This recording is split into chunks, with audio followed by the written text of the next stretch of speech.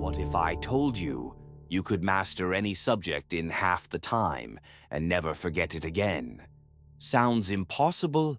Well, this is where the magic begins. Welcome. This is Aureus Mentor, your Pomodoro teacher. Here, every video is just 25 minutes long because that's one Pomodoro. Pure focus, zero fluff. This 25-minute block, you'll learn how your brain actually learns. Not just what to study, but how to study. We'll redefine focus using the Pomodoro Technique, and I'll show you how to push your brain to peak performance in just 25 minutes. You'll master brain-anchored strategies, active recall, spaced repetition, the Feynman Technique. In short, we'll unlock your brain's never-forget mode. And it's not just your mind, your body plays a part too. Sleep, stress, nutrition all become your learning fuel. When you finish this, you won't just be more knowledgeable. You'll be sharper, calmer, and more efficient than ever. This isn't a lecture, it's your mental training. And all you need is one Pomodoro. If you're ready, the timer starts now. Let's dive into 25 minutes of pure learning flow. Be honest with yourself. Do you really remember what you tried to learn last month? That one concept, that one skill, that one chapter, still sharp in your mind. Here's the hard truth. Without repetition, our brains are like sand. What we write today fades tomorrow. In 1885, a German psychologist named Hermann Ebbinghaus mapped the tragic reality of forgetting. He turned memory into mathematics, and the result was brutal. Within just 24 hours, you lose up to 70% of what you learned, unless you fight back. Think about that, 70% gone in one day. Our minds are designed to forget. Forgetting isn't failure, it's efficiency.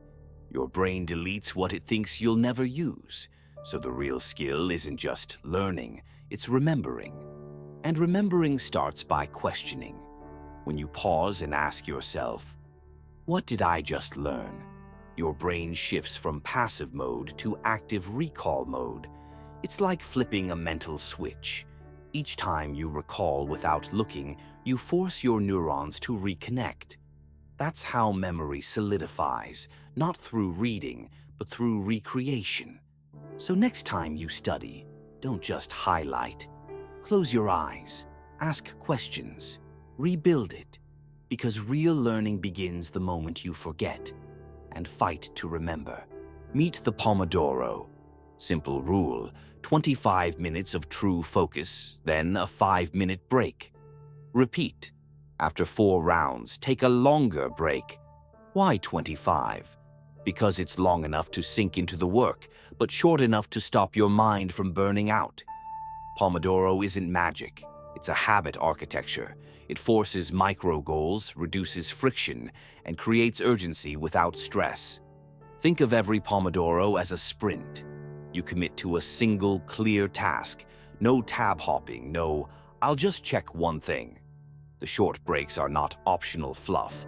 They're micro resets, a chance for your prefrontal cortex to breathe and for focus to recharge. Research shows structured breaks help sustain performance and mood across a work session. You don't just work harder, you work smarter. But it's not flawless.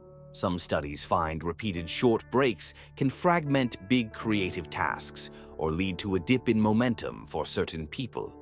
So, Pomodoro is powerful mostly for focused learning, review, and deliberate practice.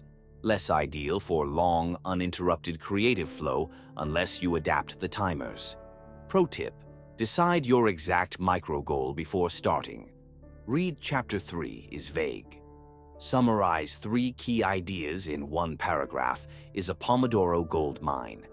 Another pro tip: protect the 25 minutes. Airplane mode, browser blockers, a visible note that says, do not disturb like a monk's vow. And how you spend the 5-minute break matters. Move, hydrate, look away from screens. Short physical resets amplify the next focus block. Use breaks to offload. Jot a tiny note of what you'll do next. That stops your brain from ruminating and frees cognitive space. Pomodoro also builds momentum through repetition. Hitting small wins 25 minutes at a time rewires motivation. You get addicted to finishing. But remember, if your task needs deep immersion, drafting a novel chapter or designing a blueprint, experiment with 50 to 10 or 90 to 20. The method must fit the mind and the task. There's also a social element. Pomodoro makes promises public. Tell a friend or teammate your goal. Accountability reduces the chance you'll drift. On the tools side, a plain timer works. Apps can gamify or block distractions. Pick what helps you start, not what distracts you more. Measure results. After a week, reflect. Did you get more done or just more busy? Real productivity is progress, not motion. Finally, be kind to your rhythm. Some days the Pomodoro will feel electric, other days it'll be a slog. Adjust, don't beat yourself up. Quick recap: 25 minutes on, 5 minutes off, repeat. Micro goals, protected time, active breaks, and honest reflection. Now that you know why it works, let's practice it. Next up, how to weave Pomodoro into actual learning techniques. Stay with me. All right, let's get tactical. This is where raw study becomes real memory. First weapon, active recall. Don't reread, retrieve. Ask, test, force your brain to pull the answer out. Example, instead of rereading a paragraph, close the book and explain it aloud, even badly. Then check. You just practiced recall. Why it works: retrieval strengthens the memory trace. Each pull makes the path clearer for next time. Toolbox tip: flashcards, self-quizzing, closed book summaries. These are active recall in action. Next, spaced repetition. Time your recalls. Don't cram, space it out so your brain reconsolidates stronger. Think in rhythms. Review after a day, then a few days, then a week. Each gap makes the memory more durable. Apps can automate the spacing, but you can do it yourself with a simple calendar and honest reviews. Third, the Feynman Technique. Explain like you're teaching a child. If you stumble, you found the crack. Steps. Pick a concept, explain it simply, find the gaps, revisit the source, repeat. Simplicity reveals mastery. Use analogies. They're mental glue. Feynman used them. You should too. Fourth, mind maps. Visualize relationships. Mapping turns a flat list into a living network. Start the center with your main idea. Branch out with keywords. Add images. Color and shape speed recall. Mind maps are perfect for big concepts. Feynman for depth. Flashcards for facts. Maps for the whole landscape. Quick combo. Start a Pomodoro with a mind map. Use one 25-minute block to Feynman a branch. Then, active recall the key facts. Don't forget interleaving. Mix topics in practice. Mixing trains the brain to retrieve flexibly. Micro tests beat marathon rereads. 5 minutes of testing greater than 20 minutes of passive reading. Make failure visible. Mark what you got wrong, then schedule it sooner. The hardest items are your gold. Final pro tip for this block: active recall plus spacing plus Feynman plus maps equals a system. Use them like tools in a craftsman's chest. Next up, we'll turn memory into architecture. The memory palace. Don't go anywhere. Okay, welcome to the memory palace. Imagine your home as a museum of ideas. Every room, every chair, every lamp can hold a fact, a name, or a number waiting to be recalled. This is the method of Lotai, a 2,000-year-old cognitive trick where you place ideas into mental locations, then walk the route to retrieve them.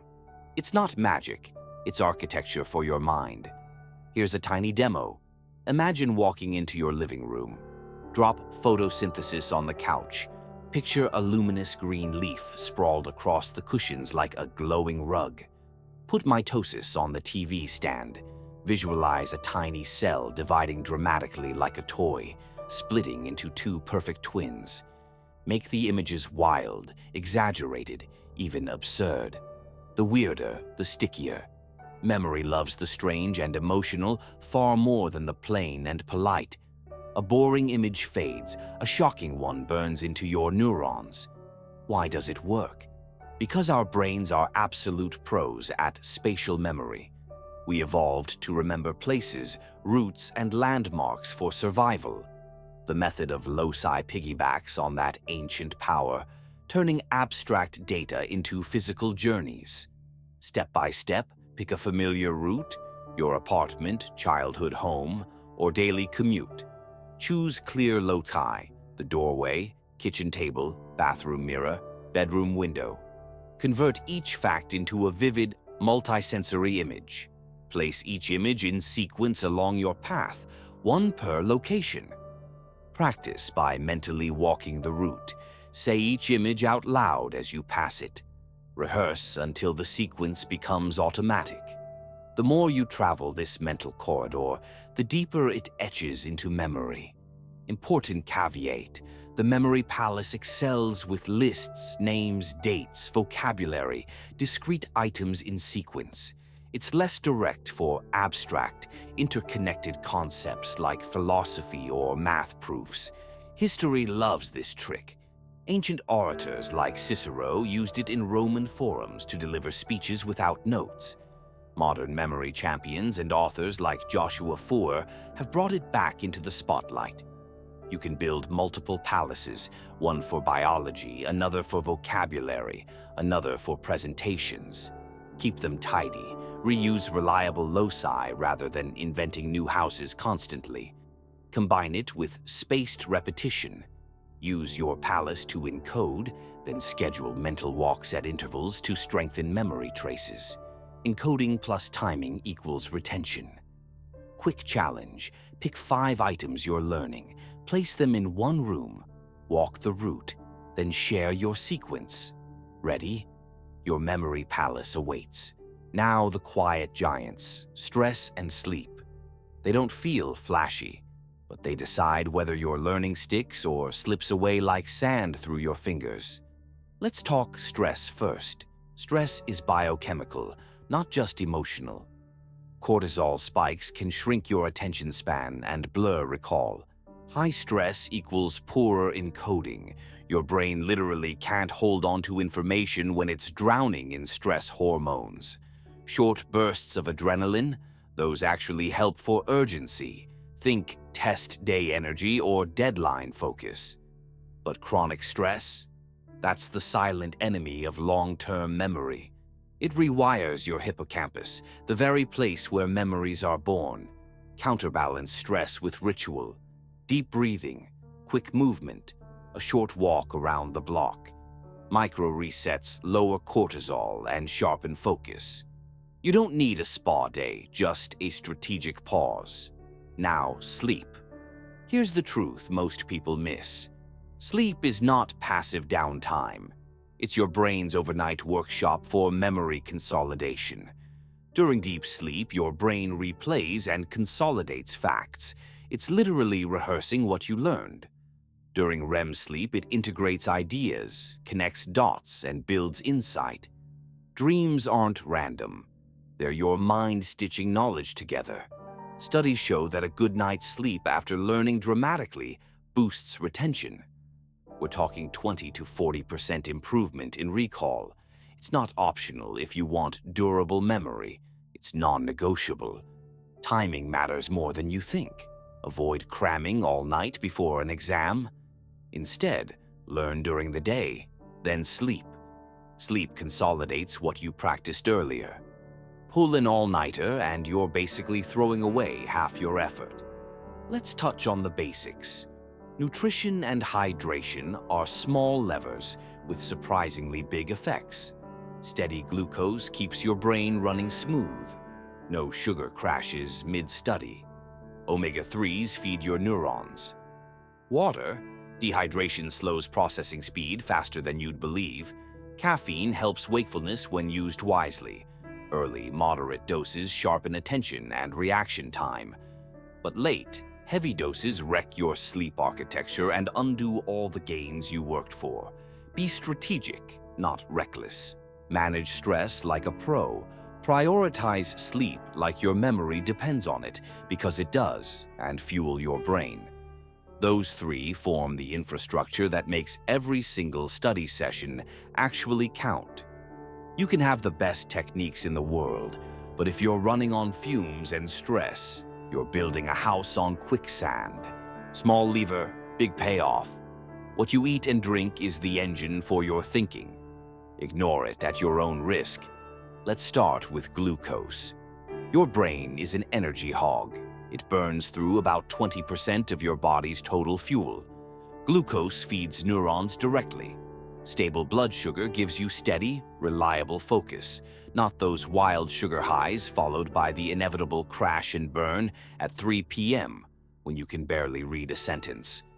Hydration sounds boring until you realize the numbers. Tiny drops of water equal measurable lifts in attention, memory, and processing speed. Even mild dehydration, like 1 to 2% below optimal, slows your thinking without you even noticing. You just feel foggy and blame it on tiredness. Drink water. It's almost embarrassingly simple. Omega-3s, think fatty fish, walnuts, flax seeds, actually support neuron membranes and signaling pathways. This isn't pseudoscience, it's structural biology. You're literally feeding the hardware your thoughts run on.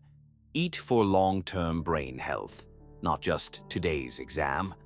Antioxidants, berries, dark leafy greens, dark chocolate if you're lucky, protect neurons from oxidative stress and wear and tear. Your brain works hard. It generates metabolic byproducts. Antioxidants clean up the damage. Small habits stack into big gains over months and years. And don't underestimate protein.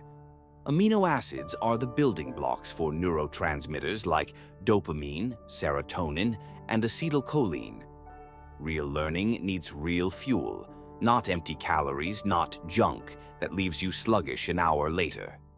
Now, caffeine. Here's where people mess up. Caffeine is a tool, not a weapon. A morning cup sharpens attention, boosts reaction time, and can genuinely improve performance when used right. But too much? Late or heavy doses wreck your sleep architecture and spike anxiety, which erases the very cognitive gains you were chasing in the first place. You borrow focus from tomorrow and pay it back with interest. Rule of thumb: use caffeine strategically. Early in the day, moderate doses, and never, ever as a replacement for actual sleep. Respect the molecule. Don't abuse it. So here's the formula: steady complex carbs for glucose, quality protein for neurotransmitters, hydration throughout the day, omega-3s and antioxidants for the long game, plus smart, disciplined caffeine use. Do this and your study sessions become actually productive. You're not fighting brain fog or energy crashes. You're working with your biology, not against it. This isn't about being perfect. It's about being intentional. You wouldn't put cheap gas in a sports car and expect peak performance. Your brain deserves the same respect. Fuel it right, and everything else, the techniques, the schedules, the memory palaces, all of it works better. Skimp on nutrition, and you're sabotaging yourself before you even sit down to study. Next, we're pulling it all together into a sustainable daily system. The routines, rhythms, and rituals that make learning feel less like a battle and more like a craft you're mastering. Let's build something that lasts. All right, time to weave it all together into something you can actually use. Let's build your learning day. Step 1. Pick a tiny topic. Be brutally specific. Not study biology. That's a fantasy. Try understand how enzymes lower activation energy. Narrow it until it feels almost too small. That's when you're ready. Step 2. Start your 25-minute Pomodoro. Micro goal locked. Phone face down. No tab surfing. No half tasks. This is sacred time. During the Pomodoro, read actively, pen in hand, questions in margin. Sketch a quick mind map. Use Feynman to explain the chunk aloud like you're teaching a friend. Make it real. Make it yours. End of 25 minutes. Stop. Not because you want to, you might be on a roll, but because the break is part of the system. Discipline isn't just pushing through, it's knowing when to pause. In the 5-minute break, stand up, hydrate, move your eyes away from the screen, look out a window, reset the machine. Your brain needs this gap to process. Pomodoro 2. Switch to active recall. Quiz yourself without notes. Walk your memory palace. Teach the idea back to an imaginary audience. Retrieval is the real learning. Pomodoro 3. Apply or test. Solve a problem from scratch. Answer a past paper question. Write a summary in your own words. Stop consuming. Start producing. Pomodoro 4. Consolidate. Do a quick spaced rep review of something from earlier this week. Solidify those traces before they fade. After 4 rounds, about 2 hours, take a longer break. Move your body, eat properly, even nap 20 minutes if you need it. Honor the rhythm. Sample daily plan. Morning Pomodoros for new learning when your mind is fresh. Afternoon for practice and application. Evening for review and light mapping, tying it all together before sleep works its magic. Pre-commit to exactly what you'll finish in each block. Write it down before you start. I will master the Krebs cycle. Micro goals win. Vague goals lose. Micro reviews. At the start of each Pomodoro, spend 30 seconds recalling the previous session. This tiny habit, literally half a minute, multiplies retention dramatically. Temptation bundling. Attach a small pleasure to each Pomodoro. Favorite tea, a short track of music, a piece of dark chocolate. Make starting easier. Log your work. 2 columns. What worked and what failed. Review weekly. Iterate your method. Learning to learn is itself a skill you refine. Here's the truth. Consistency beats intensity. Small, repeated Pomodoro sessions, even 2 or 3 daily, beat a marathon all-nighter once a month. The tortoise had a system. You're not trying to be superhuman. You're being strategic, intentional, and kind to your biology. Work with your brain, not against it. Start small. 1 Pomodoro. 1 tiny topic. That's all it takes to build momentum. And momentum is everything. Let's get to work. Mini challenge incoming. You ready? Grab your timer. 5 minutes. We're doing this together right now. Step 1. Choose one small concept, a definition, a formula, a simple process, something bite-sized. Write it down. Pause and do it. I'll wait. Step 2. Set that 5-minute timer. Pick your weapon, either Feynman method or a tiny memory palace.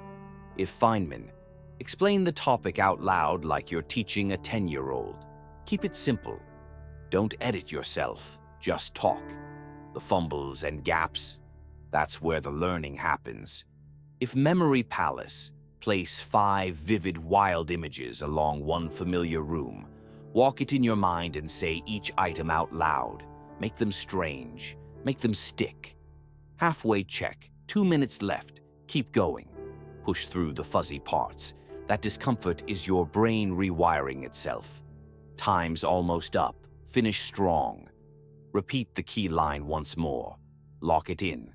Done. Now immediately write 1 sentence summarizing what you can explain without looking. That's your recall score. Be honest. Post-challenge, schedule a 2-minute mental walk of that palace or a 30-second verbal recall tomorrow. That's spaced repetition in action. What turns short-term memory into something lasting? Drop your result in the comments. 1 sentence. What method did you use? I actually read these, and I'll shout out a few next video. Quick recap. Pomodoro for focus. Active recall and memory palaces for retention. Sleep, nutrition, and breaks for the infrastructure. It's a system, not a hack. Now go start one real Pomodoro today. Do the mini challenge. Then tell us in the comments how it went. Like if this clicked. Subscribe for more science-backed learning strategies. Hit the bell so you catch the next one. Thanks for putting in the work. See you in the next Pomodoro. Now go. Make it count.